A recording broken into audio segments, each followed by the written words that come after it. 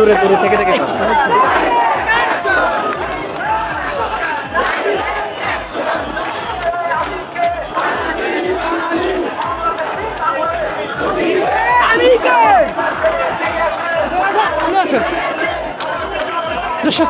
সম্প্রদায়ের সামনে শারদীয় দুর্গাপুজো আছে, এটাতে আমরা প্রশাসন আমাদের ব্যবস্থা নেবে, প্রতি বছর যেরকম নেয় ঠিক এবছরে নেবে, এটাই কামনা করছি।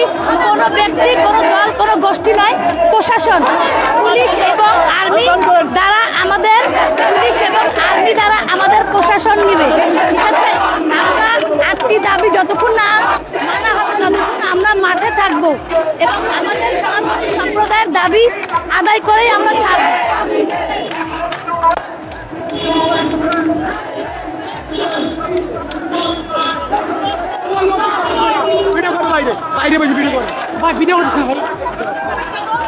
আমরা এই আন্দোলন শুরু করেছি 5ই আগস্টের পর থেকে।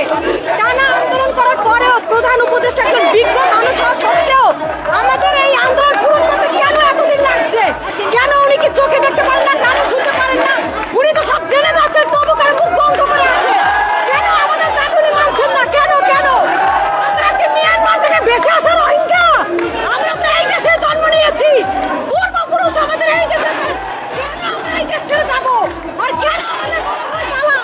এই জবাব দিবেন যে আমাদের কেন দাঁড়াও করা হয়, আর কেন আমাদের মা বোনদের অত্যাচার করা হয়, কেন নির্যাতন করা হয়, কেন বাড়ি ঘর পুড়িয়ে দেওয়া হয়, কেন প্রশাসন কোথায়? এই আমাদের হয়ে কবে স্টেপ নেবেন? আর কতক্ষণ আমরা কাঁদবো? আর কতক্ষণ আমাদের বাড়ি ঘর পুড়বে?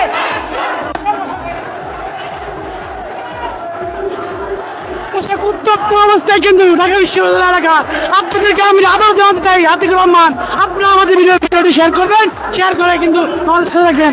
আপনাদের একটু বিশেষ দর্শক বেশ কয়েকদিন ধরে কিন্তু আসলে এই